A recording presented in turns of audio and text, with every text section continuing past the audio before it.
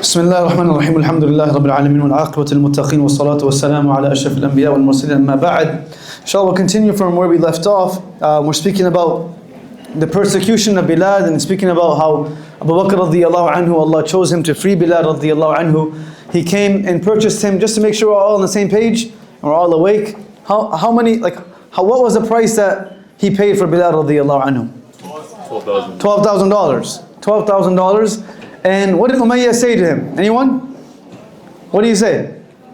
If you gave me one, I would have sold him to you. Right? And he said, well, if you asked me for 100, I would have bought him from you. Right? Because from just this simple story, we recognize the value of people is way beyond what we can see. And the beauty of our tradition is that the greatest qualifying factor is one that we can't see. إِنَّ أَكْرَمَكُمْ عِنْدَ اللَّهِ أَتْقَاكُمْ. That the most virtuous and the one that holds the most fadila, the most honor in the eyes of Allah is the one that has the most taqwa. And taqwa ha huna. Taqwa is in the heart. It can't necessarily be seen. Yes, there are factors of it. People making an effort to live their life in accordance to the Prophet's sunnah and the commandments of Allah. But ultimately it's in the eyes of Allah subhanahu wa ta'ala. So he purchases Bilal.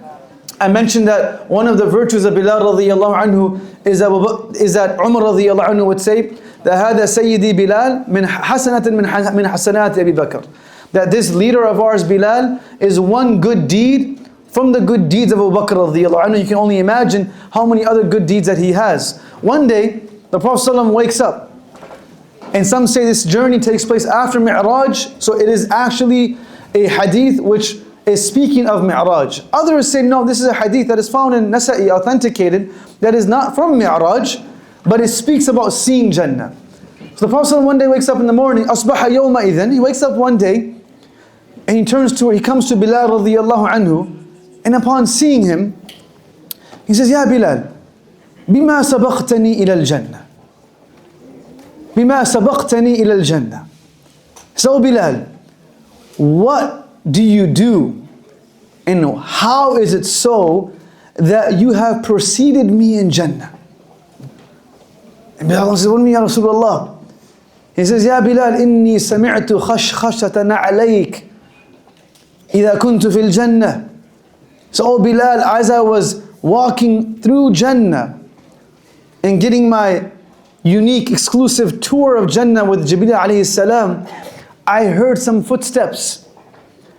And I said to Jibreel, like, whose footsteps are ahead of me? Whose footsteps are ahead of me? And Jibreel alayhi salam said, these are the footsteps of Bilal. That he's holding the reins of your camel and walking ahead of you. He's walking with your animal ahead of you in Jannah. Man, some people have no real estate in dunya, but they have the greatest real estate in Jannah already. The Prophet ﷺ saw a beautiful palace in Jannah, and it was written that هَذَا لِشَابٍ مِّن قُرَيْشٍ. This palace belongs to a youngster of Quraysh. When he went for Mi'raj, he's narrating the hadith. He says, I saw this palace and I saw that it's for me. I thought it was for me, so I started to proceed. And Jibreel alayhi salam said, Ya Rasulullah, I want to let you know, this palace, you can enter it, but it actually belongs to Umar radiyallahu anhu. It's Umar's palace. And the Prophet ﷺ is narrating the story to Umar radiyallahu anhu. And Umar radiyallahu anhu is hearing this and he's crying. And the Prophet ﷺ saying, أَغِرْتُ مِنْكَ. I was going to enter, but when they told me it was your palace, I felt that your self-respect was so much, Umar, that you wouldn't want me to enter before you entered. So I chose not to enter. And he said, Ya Rasulullah, أَغَارَ عَلَيْكَ. Is my respect, you think it's that much that I put that in you? No, you should have entered. What's mine is yours. His footsteps are being heard in Jannah, whereas no one even cares for his name in dunya. This is the story of Bilal. There are many people who when they walk, no one notices them. But they're already being heard within the galaxies of Jannah. There are many people who speak. The Prophet says, رُبَّ أَشْعَثَ أَغْبَرَ. There are many people who perhaps don't look the part, who don't present themselves in a certain way. But the Prophet says that these are people that when they speak, لَمْ يُسْمَعْ. When they speak, no one listens to them. When they intercede, when they write a letter of recommendation, no one accepts it. إِذَا خَطَبَ لَمْ يُقْبَلْ. If they propose, no one would accept it. However, these are people that لَوْ أَنَّ أَحَدَهُمْ أَقْسَمَ عَلَى اللَّهِ لَأَبَرَّهُم. The Prophet says these are such people that if they were to raise their hands, before their hands would drop, Allah would accept their du'as. Being unknown or being known isn't virtuous. That doesn't make a difference. Because a person can be unknown and still not be a virtuous person. And a person can be known and still be very virtuous to Allah. Ultimately, the state that we are in matters less than the response to that state. A person can be poor and be virtuous. A person can be rich and be virtuous. And a person can be poor and still be disobedient to Allah. And a person can be, it's possible that even when I don't have, I'm not a virtuous person. That's why the Prophet says, "At-ta'imu shakir ka-sa'imi sabir." That a person who eats well, meaning a person who is wealthy and is grateful, has the same level in the eyes of Allah as a person who is poor and is patient. Meaning that their situation doesn't make them special. Their response to it is what makes them special. Right? In ajaban li amri al-mu'min, Prophet says, how beautiful is the nature of a believer, that if difficulty comes his way and he's patient, Allah blesses them. Allah rewards him or her. And if Allah gives them something as a blessing and they're grateful for it, Allah rewards them again. So in every situation they're blessed. So Bilal radiallahu anhu, Prophet says, "Bima sabaqtani ila al-jannah." How did you get ahead of me in Jannah? And Bilal says, "Ya Rasulullah, I don't know. I don't think there's anything I do that could ever allow me to have my footsteps heard in Jannah." He said, "No, you must be doing something." And he mentions two things. And these classes and seminars are there for us to fall in love with people like Bilal, but also try our best to incorporate at least one thing so we can also become like Bilal. And he says two things here that everyone can implement in their life. He says, number one, مَا حَدَّثْتُ. He says, مَا أَذْنَبْتُ ذَنْبًا قَدْتُ. He says, I have never committed a sin knowingly, intentionally, except, everyone's human. I've never committed a sin knowingly and intentionally, except that after committing that sin, صَلَّيْتُ رَكَعَتَيْنِ. I prayed 2 raka'ah and asked Allah for forgiveness right away. As soon as I remembered that I committed so and so sin, I asked Allah for forgiveness. صَلَّيْتُ رَكَعَتَيْنِ is symbolic. That's what he did. But ultimately it's the idea of seeking tawbah instantly. Ibn Qayyim rahimahullah says, a sign of a person losing the ability of doing tawbah is that they start delaying their tawbah between their sin and their tawbah. So they commit the sin and they delay their choice of doing tawbah. That's Allah taking away tawfiq from the person. Because ultimately that delay will lower the remorse level. It will lessen the grief of that sin that they committed. So when they do seek tawbah, it won't have the same effect. So the Prophet said, "Itba'i sayyi'atal hasanata tamhuha." That follow up every sin with a good deed, as the good deed will remove the effect of the sin. So number one, he says, I've never committed a sin except that immediately after I committed that sin, I remembered, I prayed 2 raka'ah of forgiveness. Number two, this is an interesting one. This is an interesting one. وَمَا حَدَّثْتُ قَدْتُ. I never broke my wudu, except that I made a fresh wudu right away. Right. I never broke my wudu, except that I made a fresh wudu right away. I'm not sure about you all, but one of the most difficult parts about praying is being in the state of wudu. But imagine we make that a part of our life. That being in the state of wudu it's the default state that I'm in.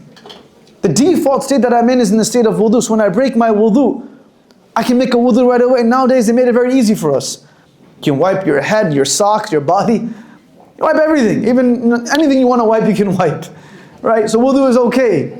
If you take that opinion, it's okay, no problem. My point is to say that immediately after breaking his wudu, he would make a fresh wudu. And Imam Nawawi rahimahullah comments and he says, why this is so profound is being in the state of tahara allows a person to have the awareness of Allah. This is why we can only pray in the state of purity. Because when we're not in the state of purity, it's very difficult for a person to have the awareness of Allah, to have the istihdar of Allah. But in the state of purity, being able to remember Allah becomes somewhat easier. Of course, it's still challenging based on our environments, but it allows one more factor to be removed. So he says, Ya Rasulullah, I do these two things. The Prophet says, Sadaqta. These are the two things that allow you to move forward in Jannah. Another beautiful narration that speaks about the virtue of Bilal and his companions, that Abu Jahl, Umayyah, Abu Sufyan, and 3 others, about 7 people. They come to the Prophet ﷺ, and this is in about year 4 or year 3 of the Prophet ﷺ's Nabuwah, the first few years. So these are the years of persecution. They come to the Prophet ﷺ and say, Ya Rasulullah, or Ya Muhammad, for them, ﷺ, we are actually ready to accept Islam. Check this out. Imagine the leaders of the most powerful countries in the world gathering and saying, we're ready to accept Islam. We're good. We can accept. We only have one condition. And if you grant us this condition, we will concede power to you and we'll become Muslims. Now, at a point of such weakness, struggle, poverty, persecution, whatever that condition is manageable. We'll figure it out. Just tell me what it is. They say to him that our only condition is utrud ha'ula'i natina. These people that you have around you that are considered to be your close companions, we don't feel comfortable sitting next to them. We don't feel comfortable being seen in a gathering with them. And wallahi, this is for you and I as well. Sometimes you stand next to someone in prayer and you have to ask yourself, why do I feel uncomfortable that this person is praying next to me? Why? Is it because the color of their skin? Is it because they're from somewhere else?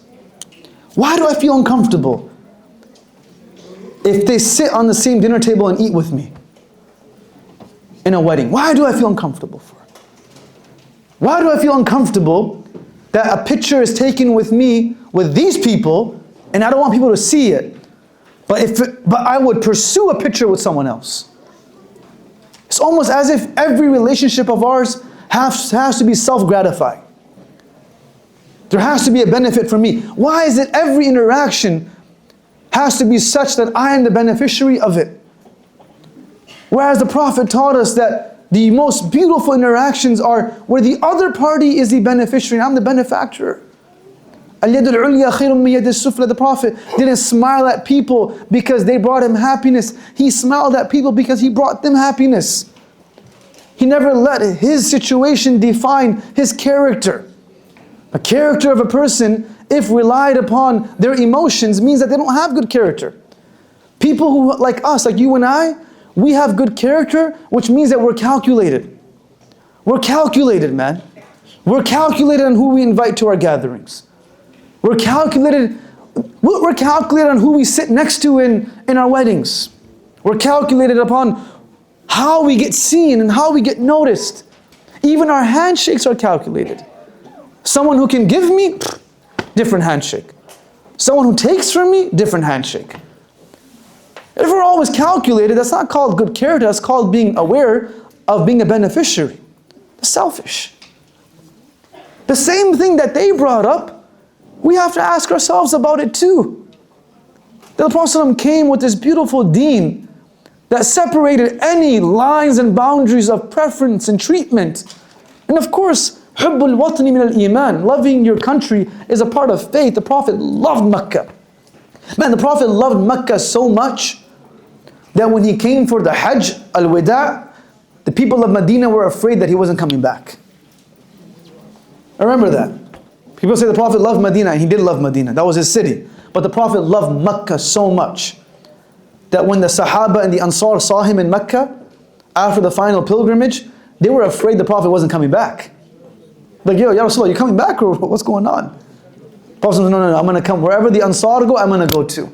He loving your country, loving your people is a part of faith. Man, I cheered the loudest when Pakistan beats India in cricket, which happens once a decade.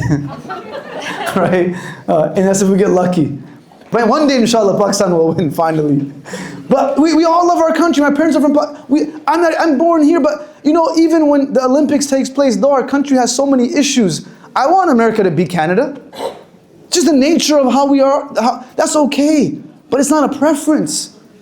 They said, Ya Rasul, Muhammad, we will become Muslim as long as these people, Suhaib, They named them Suhaib, Khabbab, Khubayb, Bilal, Ammar, Zayd. These people don't get the reserved seating.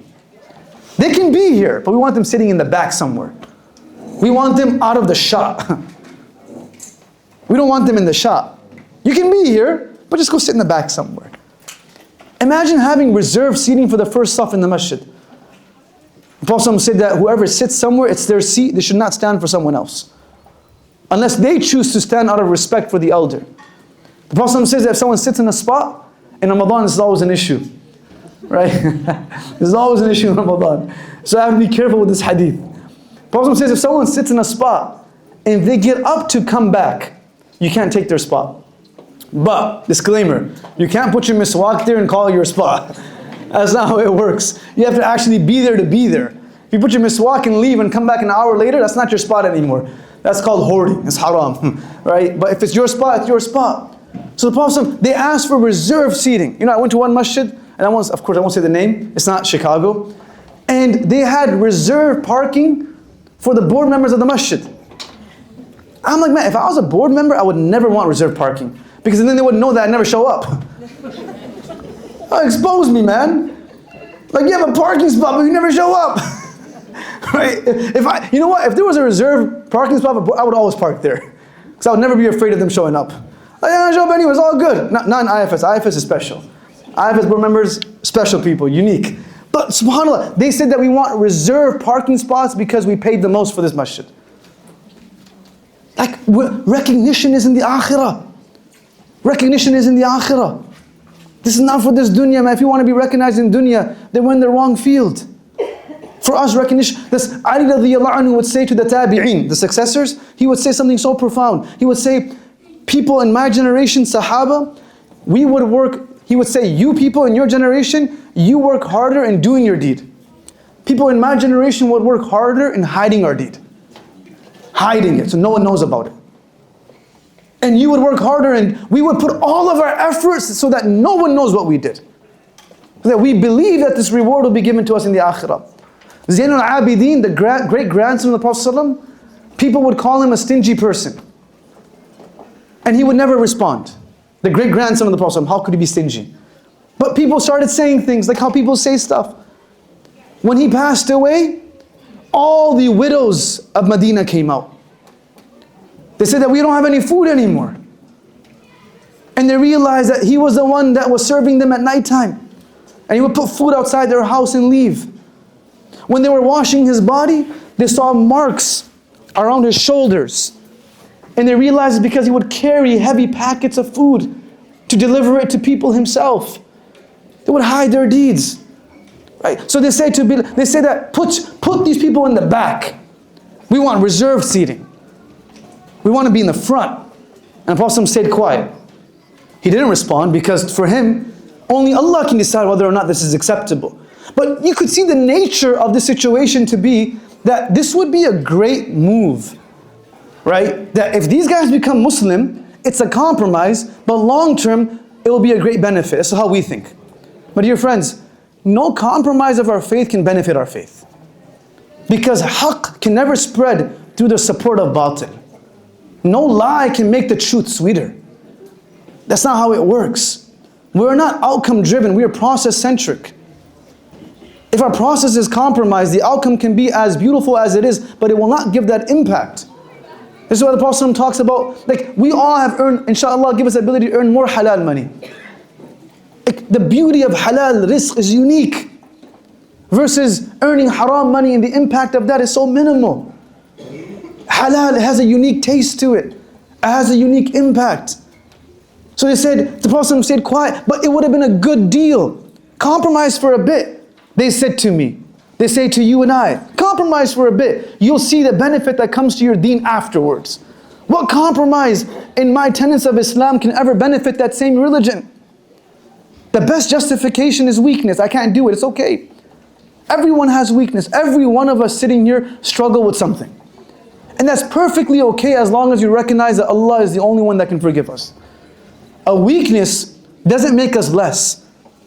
Justifying that weakness like Iblis did makes us less. Even Adam struggled, alayhi salam. Adam alayhi salam struggled in Jannah by eating a fruit. Like if I was in Jannah, I mean, at least I won't get distracted by a fruit. Like, you get distracted by a fruit. I don't even eat fruits in dunya.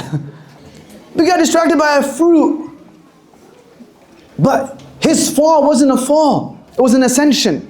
Because it allowed him to become the Khalifa of this world. He didn't justify it. Instantly he said, رَبَّنَا ظَلَمْنَا أَنفُسَنَا. Oh Allah, I messed up. All the du'as of the prophets in the Quran that take place after their mistakes, not sins, their misdemeanors, not sins. All of them share the same component of La ilaha illa anta subhanaka inni kuntu min. I messed up. It's not you, Allah, it's me who messed up. Whereas Iblis, he messed up, said, Ya Rabb, you know what, I messed up, but I have a reason why I messed up. خَلَقْتَنِي مِن نَارٍ وَخَلَقْتَهُ مِن طِينٍ. You made him from dirt and you made me from fire, so it makes sense. So the Prophet stays quiet and Allah reveals a powerful verse in Surah Al-Kahf. وَاصْبِرْ نَفْسَكَ مَعَ الَّذِينَ يَدْعُونَ رَبَّهُمْ بِالْغَدَاةِ وَالْعَشِيِّ يُرِيدُونَ وَجْهَهُ وَلَا تَعْدُ عَيْنَاكَ عَنْهُمْ تُرِيدُ زِينَةَ الْحَيَاةِ الدُّنْيَا.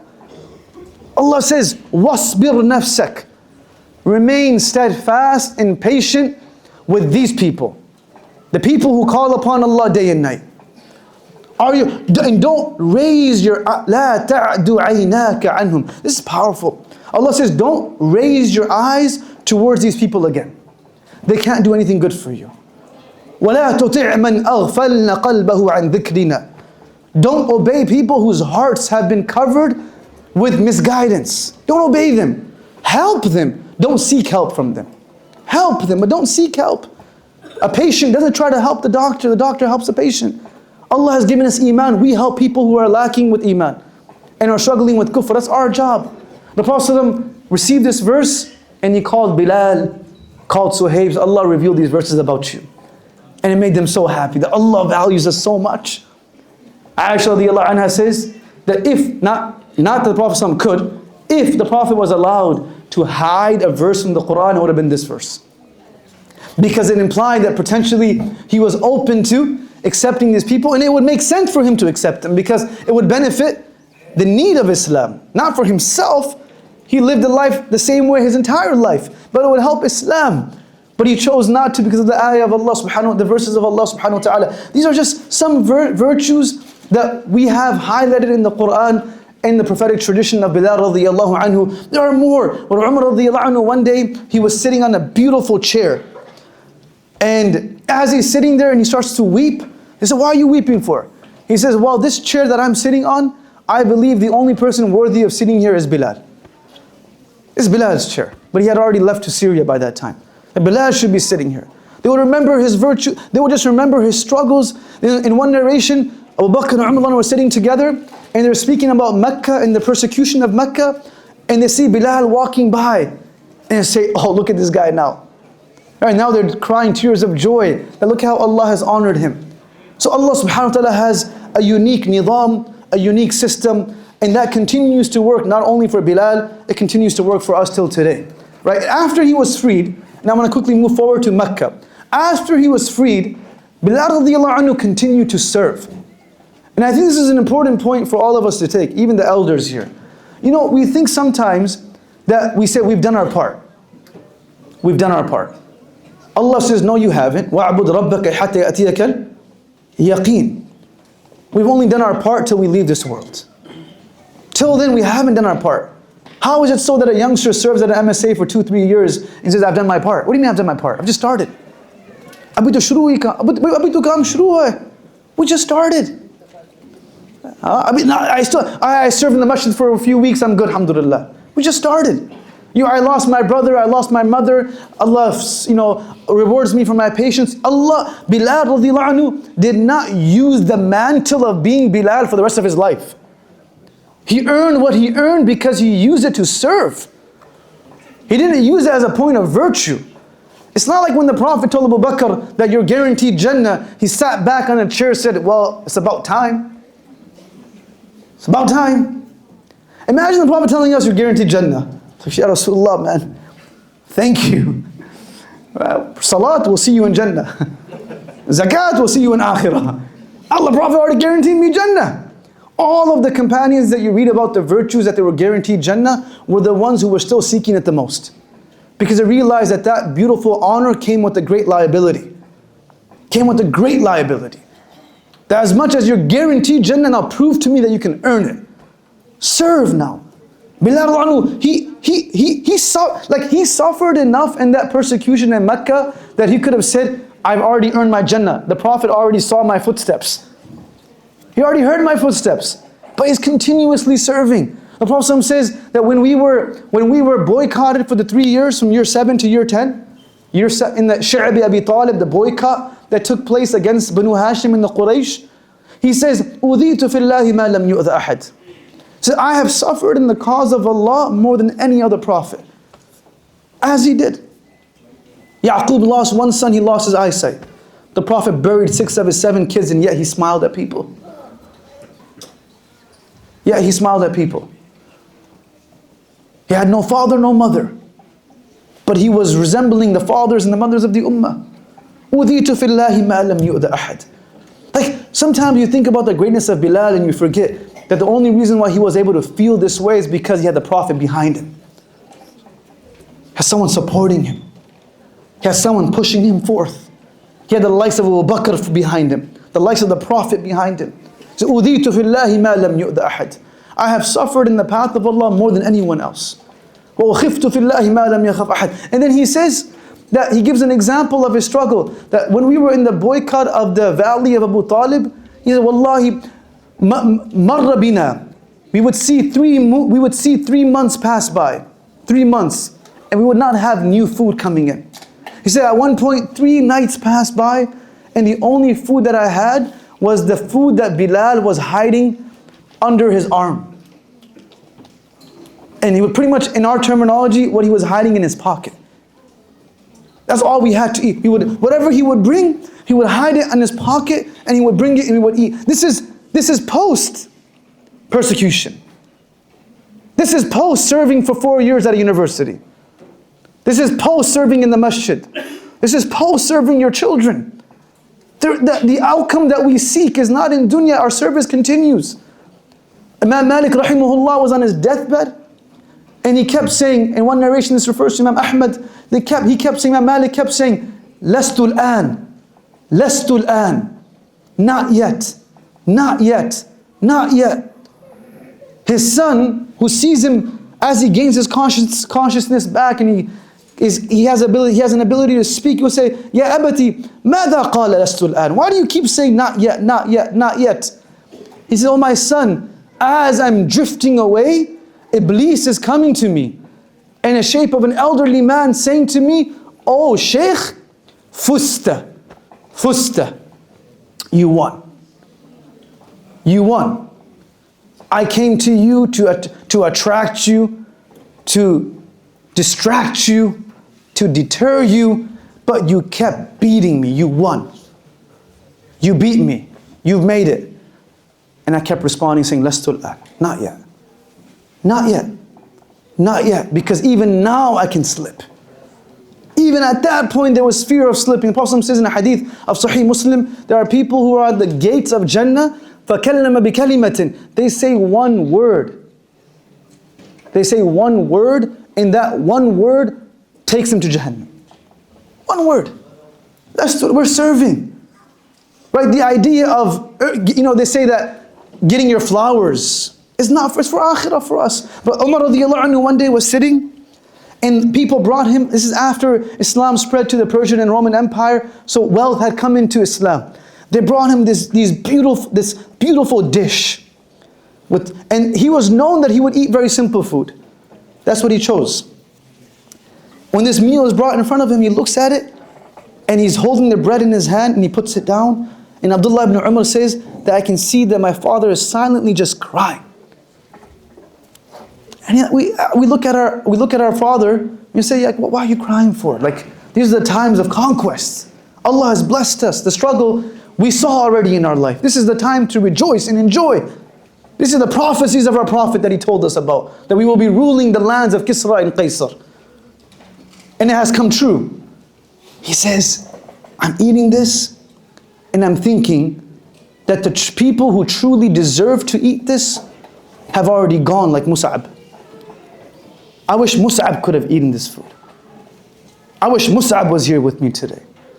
The Prophet was gifted this beautiful cloak, and the Sahaba saw it, and they were in awe of it. The Prophet says, you know what? The rightful person to wear this cloak is Sa'ad ibn Mu'adh, a young man who became shaheed at the age of 23 years old. He already passed away. They remember their people. They said to him, oh Umar, don't worry, Mus'ab is eating in the food of Jannah. Shuhada, yurzaqun. He's chilling. Why are you worried about Mus'ab for? And he looks at his son, he says, well, Mus'ab gets to enjoy Jannah and I get to eat this? What's that fair? فَمِنْهُمْ مَنْ قَضَى نَحْبَهُ وَمِنْهُمْ مَنْ يَنْتَظِرُ. Some people Allah holds their reward for the akhirah. Some people Allah gives a little bit of it in dunya. Umar radiallahu anhu would always say, oh Allah, do not give us our whole share in dunya. Give us a part of it, but don't give us our whole share in dunya. Right? This is after persecution. He would hide, he would sneak out. If you were to get caught sneaking out, bringing in food, you would be killed. If you were caught supporting the people of the boycott, you were done. He would sneak out, bring food under his arm and serve the Prophet ﷺ. When Umar radiallahu anhu came to accept Islam, who was the Prophet's doorkeeper? Bilal was. He was the one that saw Umar coming with an unsheathed sword. And he comes, Ya Rasulullah, Atana Umar. Umar is coming and his sword is out. What should we do? This is after persecution. Continuously serving. Sir, our sacrifice and our losses are not there for us to rely on and say that we've done our part. They're there to motivate us to continue serving. It's not like after the Prophet passed away, Abu Bakr radiallahu anhu packed his bags and said, you know what, it's okay, we've done enough. No, after the Prophet left this world, they said we got to do more because we have to make sure that whatever he did, we try to fill that void. We try to do more. He was the one that saw Umar. Ya Rasulullah, what do we do? Umar is coming. And the Prophet said, Da'ahu. Let him come. لَوْ أَتَانَا بِخَيْرٍ لَأَتَيْتُهُ بِخَيْرٍ. If he's coming with goodness, we will give him goodness. And if he's coming to fight, we will fight him. Let him come. He was the one that opened the door for him. The struggle continued, the service continued. In Mecca Mukarramah, his sacrifice is not what made him. His sacrifice is what started his journey. If an athlete stops trying in the workout gym and says, I've tried enough, now I'm on the court, I've already worked hard enough, they won't be able to play the game. Our sacrifice that Allah knows about and no one else knows about, family members that have passed away, struggles that you and I experience on a daily basis because we're Muslims, hardships that our parents experience because of their age and they're old, all of those hardships, that's a motivator. That's not something we rely on, that's something that motivates us. That I want to see my mother healthy in Jannah, I'm going to work hard. I'm going to make sure I serve Allah as much as I can so I can be with my loved one in Jannah. As the Sahaba would say, when someone came to Imam Ahmad ibn Hanbal and he said, Mata raha? Mata raha ya Imam? When will we finally experience the comfort that Allah promised us in dunya? He says, well, the promised comfort that you're referring to, بِأَوَّلِ قَدَمٍ فِي الْجَنَّةِ. We'll experience it with the first footsteps that we take to Jannah.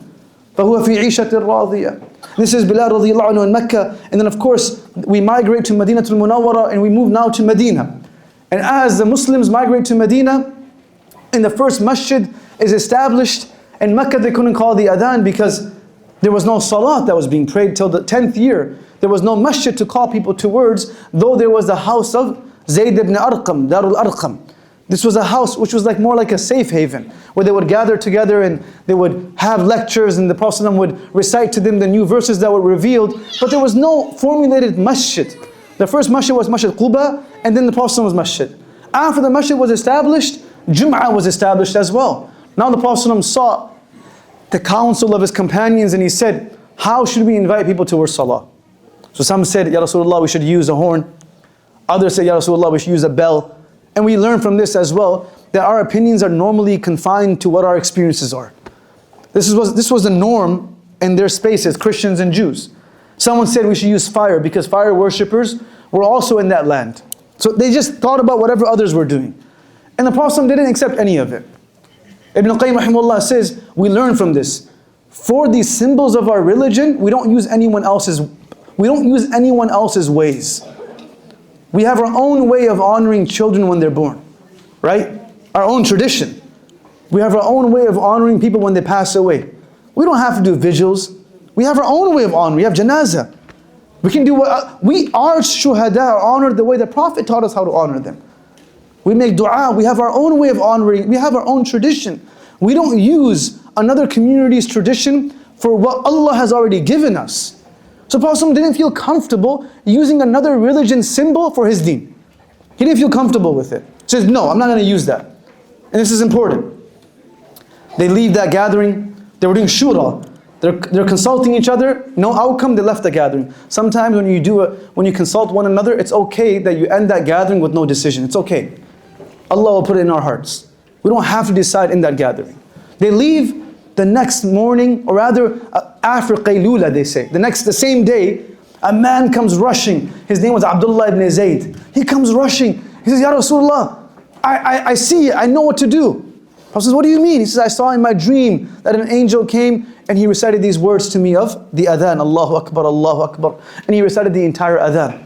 So, Ya Rasulullah, I saw this. The Prophet heard it from him. He asked him to repeat it again, and the Prophet's heart was content with it. And as the Prophet is hearing the adhan, Umar radiallahu anhu rushes in. You know what's interesting about Abdullah ibn Zayd? Abdullah ibn Zayd is his name. What's interesting about Abdullah ibn Zayd is that though he was a companion, through his dream is what brought us the adhan, his name is not mentioned anywhere else in our hadith books. It's okay. This is my input. This is my addition to our deen. This is my support. But he was not like, for the lack of a better word, well-known Sahaba. He didn't have many ahadith. He wasn't seeking the spotlight. He saw the dream, but he never called the adhan. Everyone has a different role. The Prophet said to Abdullah ibn Zayd, I find this to be very interesting. I find this to be a little challenging actually as well as a teacher. The man saw the dream. We have a full-time school, we have students. If someone saw the dream, someone thought of the idea, you know how offended we feel if we give that idea to someone else? Oh, it was my idea though. I thought about this for the masjid. It's your idea, doesn't mean that you have to do it. It's my idea, doesn't mean that I have to do it. Allah will choose the right person for it. We hold back ideas because we don't think we can do it. That holds back the growth of our deen. We hold back because we say, well, since I can't do it, let me not share it right now. Let me wait till later. So when I can do it, I'll share it. Allah doesn't, the idea can be done by someone else. He saw the dream. Yeah, if I was Abdullah ibn Zayd and I saw the dream and the Prophet said to me, go alim Bilal, teach Bilal, I'm going to say what? Teach Bilal, why? Because, like why? Like, we're going to like practice together? Because I'm going to be the one calling the adhan. I saw the dream. It's my idea. The Prophet said, teach Bilal the adhan. Without a hesitation. Just because it's my idea doesn't mean that I have to be the one that carries it out. Our deen continues with or without us. We continue serving you know how they say mission-centric? They say the most selfless players are the ones who don't care about their scoreboard. They care about the team winning. That's what a Muslim thinks like. We don't care if we don't care if my name reaches a scoreboard. I want to win. And he pushes that forward. He teaches Bilal, but the Prophet notices he's a human. He notices a little bit of like, not just discomfort, but he feels sad. The Prophet says to him, oh Abdullah, and this is a teacher's job, a mother's job, a father's job. Oh Abdullah, I'm only telling you to teach Bilal the adhan because he has a louder voice. Oh sawtan, his voice goes further than yours. It's easier for him to call people. So the Prophet didn't need to justify it to him. But he did because he's rahmatul lil alameen. And then he said to Bilal, oh Bilal, is it okay if Abdullah calls the iqamah? Because whoever calls the adhan has a right to call the iqamah. The Prophet said today, is it okay for the first salat that Abdullah calls the iqamah? And Bilal said, of course, Ya Rasulullah. And now Umar radiallahu anhu also saw the dream, which proved that this was the adhan. The Prophet taught it to Bilal, or rather Abdullah ibn Zayd taught it to Bilal, and he became the mu'adhin of the Muslim ummah. The man whose voice could hardly be heard saying ahad, there is no coincidence that Allah used that same voice to chant the words of Allahu Akbar from the highest points of the mountains. It's no coincidence. Allah is the greatest muhsin. Inna Allah la yudhi'u ajral muhsinin. If someone does something good for your children, no one will be able to pay back that person more than the father and the mother. Because we love our kids. If someone does something for Allah's deen, in tansurullaha yansurkum. If someone does something for Allah's deen, Allah loves us more than our parents love us. Allah is the greatest muhsin. He gives back more than what we can expect. He said ahad, ahad, when no one will listen to him. Allah said, now you call the adhan, and the world will find your voice to be synonymous to the oneness of Allah. Your voice. Because you said it when no one heard it. Everyone wants to call it when the whole world is listening. But who wants to make that dua when no one is listening? The mother does. The father does. Who wants to make it for Allah's deen? When no one is listening, no one is watching. That's what Bilal did. Bilal becoming the mu'adhin started when he said ahad. It started when he decided that Allah's name must be announced. Even if I don't have a voice in Mecca, I must say the name of Allah. And Allah said, now because of that, I give you the honor of calling the adhan. Allah gives back. When we give, when we have nothing, Allah will give us so much that we won't know what to do with it. Allah will use us in the same manner. A person that says that I will support Allah's deen, tansurullah, whatever that looks like, whatever that means for us in our terminology. People say words like, I support the Muslim community, I support the Muslim businesses. I'm not sure what that means, because supporting the Muslim business doesn't mean that you buy food from there, because you're benefiting too. Well, don't make being charitable such a low bar that buying coffee from a Muslim shop means that we're charitable. That means that every Christian is charitable when they buy from Walmart. It's not charitable. You're benefiting as well. I'm benefiting. If I buy something from a Muslim shop, I'm benefiting as well. That's not called supporting. That's not support. That's benefiting. Support is when I give when there's no benefit for me directly. Even giving, some of our teachers would say, even giving your local masjid is not support. Because you benefit from it as a family. There's benefit that you take from it yourself. I'm a beneficiary of that myself. So in tansurullah yansurkum. Whenever we support Allah's deen, Allah takes care of us as well. When we're able to support, when we have nothing, when we have Allah, Allah will give us tawfiq to continue supporting. How Bilal radiallahu anhu was given that honor. The Prophet says, "Man qala mithla hadha, man qala mithla hadha, dakhala al-jannah." Whoever calls the adhan like Bilal will also enter into Jannah with Bilal. That the people who have the longest necks, i.e. longest necks, meaning the people who are the most honorable on the Day of Judgment, are the people who call the adhan. And this is me speaking from the experience of just in Michigan. You and I both know how we treat our muadhins. Right? How is the muadhin the rank of Bilal, but not even said salam to in the masjid?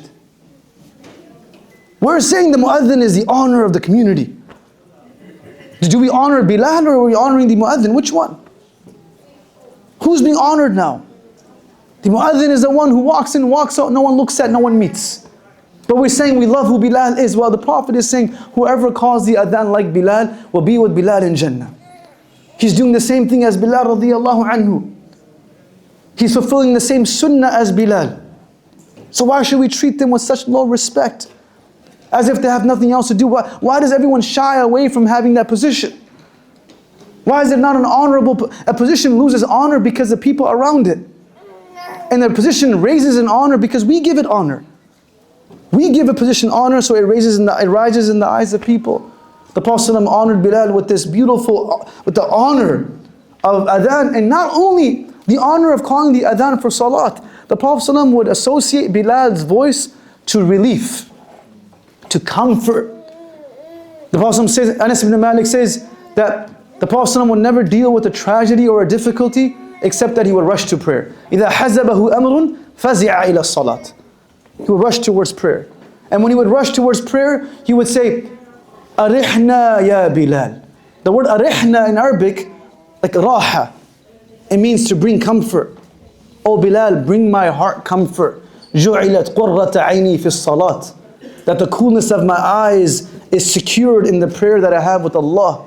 Arihna ya Bilal. So Bilal's voice was known to bring the Prophet comfort. Whenever he would say, Ashhadu anna Muhammadan Rasulullah, the Prophet would walk out from his home and the Prophet and Bilal would lock eyes. This is why after the Prophet passed away, he couldn't call the adhan anymore. He couldn't call the adhan anymore. Because that's all he could remember, is the sight of the Prophet walking out from his home. So after becoming the muadhin, and after earning this honor, and I'm going to move forward to the next part of his life.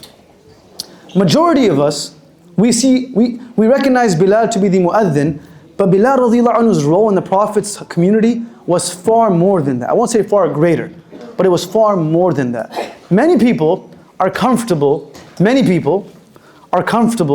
giving the unknown revert or the unknown person a role in the masjid because that's where they belong. How many of us, based on merit of course, only merit, how many of us are comfortable giving that person the job to be the chief of staff? The treasurer of the masjid. The treasurer, Bilal's role, for the lack of a better term, he was the chief of staff for the Prophet. Chief of staff. Don't give them lowly roles to pacify their needs, to feel like they're validated.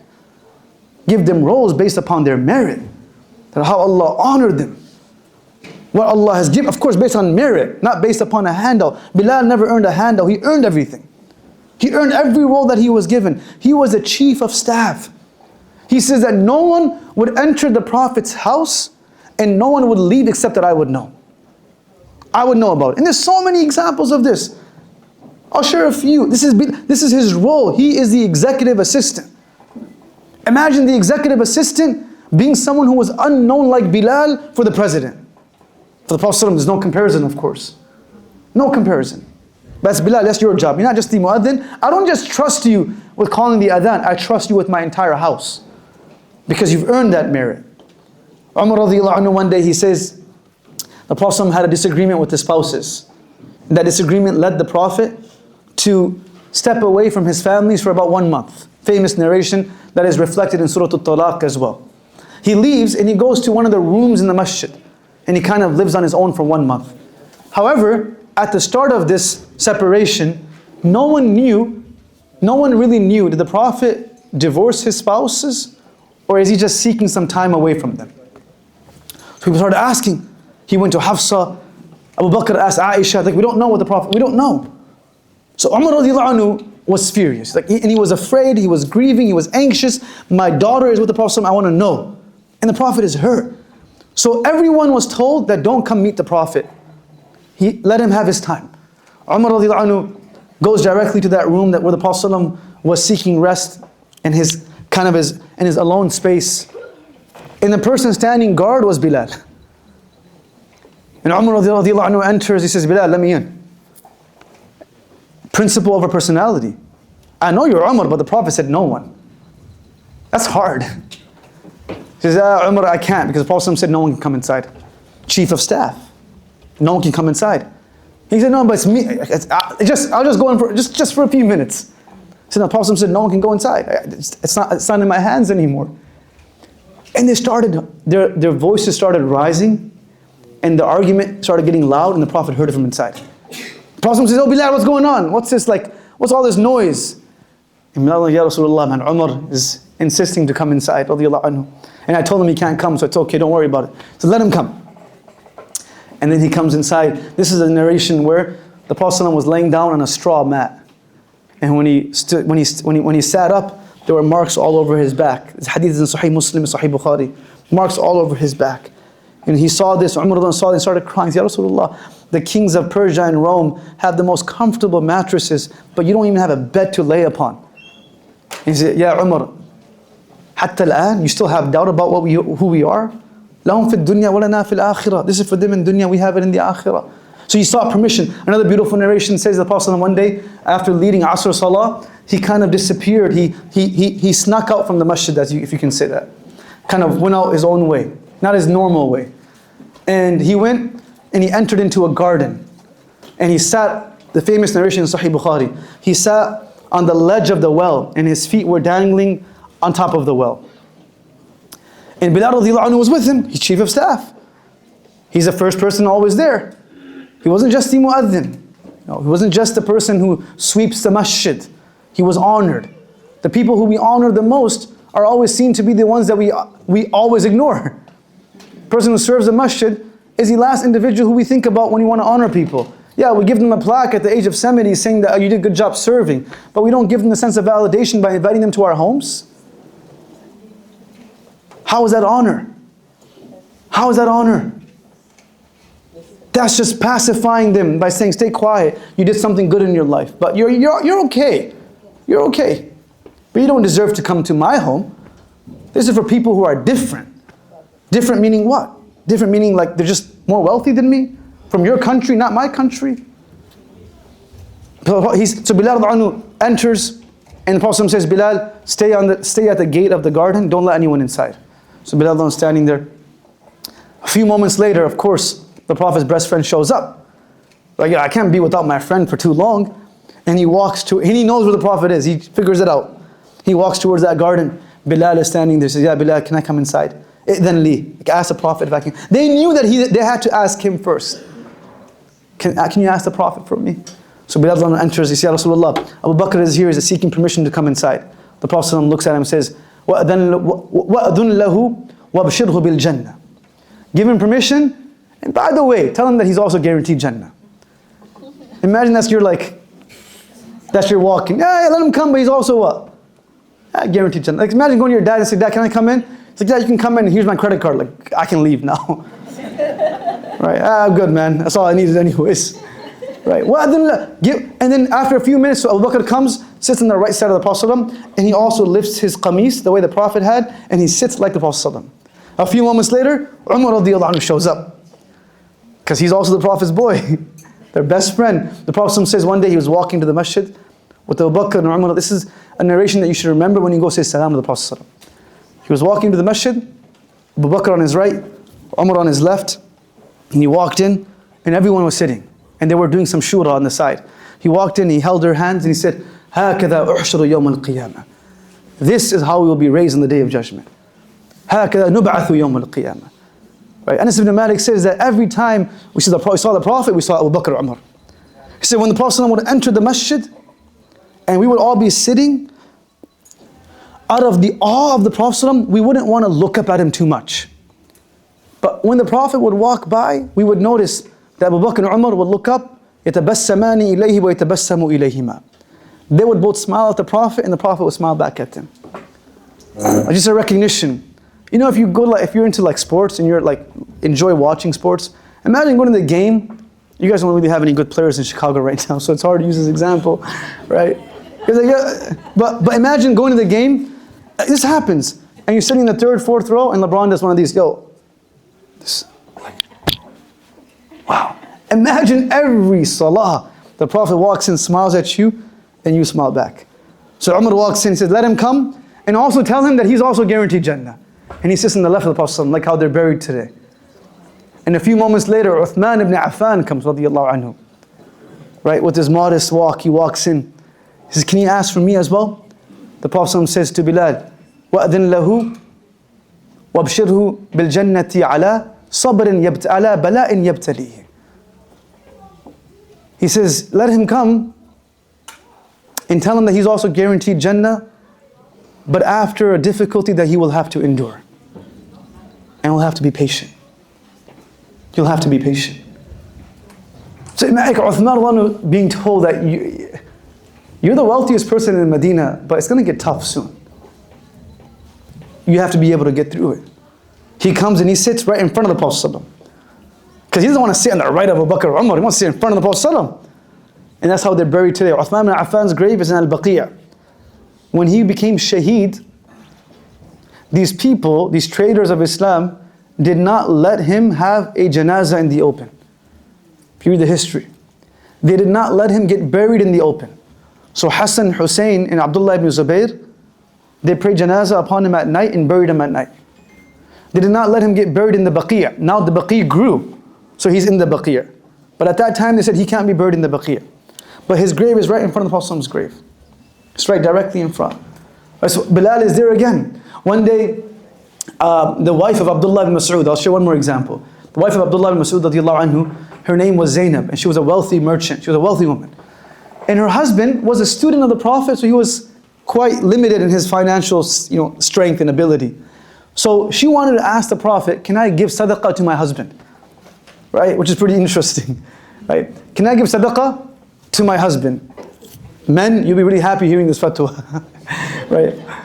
Hopefully you don't need it. But she says, but if there's a need, this is the fatwa. This is the fatwa. She comes and Bilal is there. Again, he's on the gate.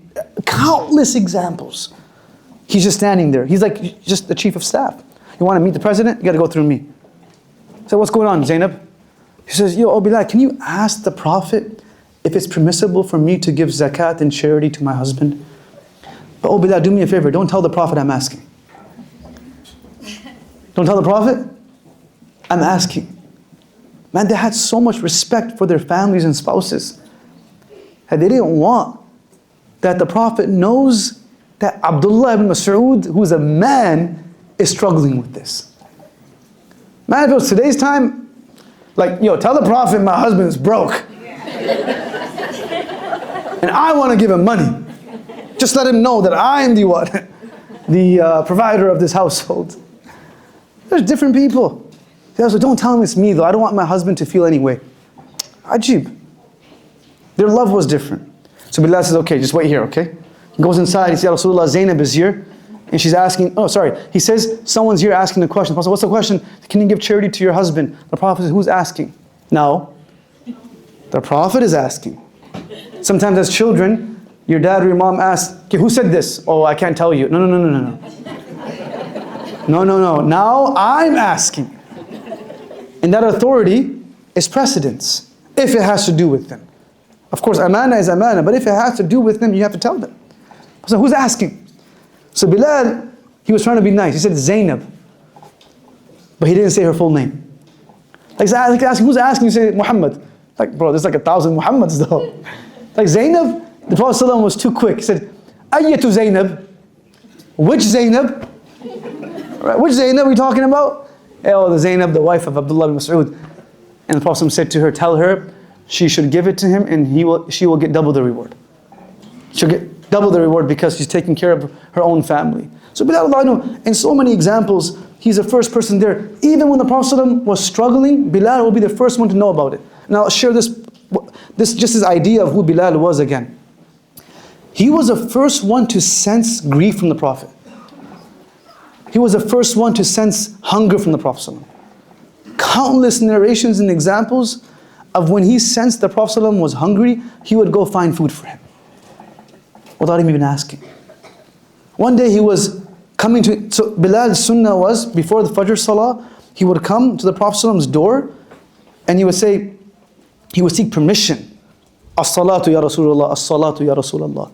And the Prophet ﷺ would say, go call the adhan. He would wake the Prophet up before Fajr Salah because the sunnah of the Prophet was to pray tahajjud the last third of the night, and then for a few minutes before Fajr Salat he would rest. And then he would get up for Fajr Salat, but he wouldn't sleep.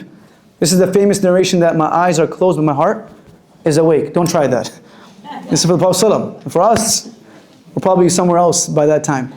But he says, so he comes one day and he says, As-salat ya Rasulullah, As-salat ya Rasulullah. And he says the Prophet is not responding. All I can hear is someone crying. I can hear him crying. I say, As-salatu ya Rasulullah. Finally the Prophet comes out and his feet are swollen. And you can tell his beard is wet. I say, Ya Rasulullah, أَفَلَا يَغْفِرَ لَكَ اللَّهُ مَا تَقَدَّمَ مِن ذَنْبِكَ. Like, what are you doing? Has Allah not forgiven all your sins? Why are you putting yourself in so much pain for? He says, one ayah that I was reading overwhelmed me all night. إِن تُعَذِّبْهُمْ فَإِنَّهُمْ عِبَادُكَ وَإِن تَغْفِرْ لَهُمْ فَإِنَّكَ أَنْتَ الْعَزِيزُ الْحَكِيمُ. Where Allah says, Allah says that Isa alayhi salam said to Allah, oh Allah, if you were to punish my people, then verily they are your slaves. But if you were to forgive them, you are the most mighty, the most wise. He says the idea of my ummah being punished is overwhelming. And this is when Jibreel alayhi salam came down and said to the Prophet, Ya Rasulullah, Allah will not disappoint you in the matter of your ummah. Then at this point, he said to Bilal, Arihna ya Bilal, call the adhan to comfort me. Call the adhan to comfort me. This was him being the chief of staff. He was also the treasurer. He says to Amr ibn As that no money came in the Prophet's house, no money left without me knowing. Anytime someone came to the Prophet to ask for a loan, the Prophet would tell Bilal, go get the money, give it to them. He was the one who would get the money and then spend the money. And he says at times, subhanAllah, this narration is very powerful. He says at times the Prophet would tell me give, but there was nothing left. There's nothing left. But he's telling me to give. So it came a time where the Prophet told me to give, but there was nothing left, so I took a loan from someone. And I gifted it, I gave it on behalf of the Prophet. And my time that I gave that person, which was 1 month, came to an end. And the man came into the masjid and he grabbed me from the neck like this. So you owe me money. Are you a thief? Are you a thief? You owe me money. He said, I couldn't tell him that I took it. And some say he was a Jewish man, some say he was a hypocrite. You obviously know that he wasn't a Muslim, because no Muslim would speak like this. And he says, I was shy to go to the Prophet, but finally I went to the Prophet, Ya Rasulullah, this is the case, this is the situation that I'm in. What should I do? The Prophet didn't give him money. No handouts. Prophet said, Bilal, go make dua. Go make dua. Allah will facilitate. And seek when this caravan is coming back. There's a caravan that he was expecting. So the next day the caravan came, and the Prophet called him and said, hey, here, you got your money back. Go give it to that person. Treasure all the money. Even when it came to collecting funds for the masjid, he would be the one collecting the money. He says in a narration in Sahih Bukhari, on the day of Eid, the Prophet sent me to the women's side. He said, Bilal, go get money from them. And Bukhari, he says, go tell them, the Prophet was with him, and he says to them, he says to the woman, give your gold and silver for the cause of Allah. The Prophet, and then Bilal says, I have a sheet that I'm holding open, and people are just dropping their jewelry in it, and I'm holding it like this. And the Prophet was saying to him, rifqan bil qawarir, which means be easy with them, be easy. Don't overwhelm them, be easy. Don't be too harsh, Bilal. Don't be too harsh. Be easy with them. So all of these are narrations that talk about Bilal radiallahu anhu having a role in the masjid beyond just being the muadhin.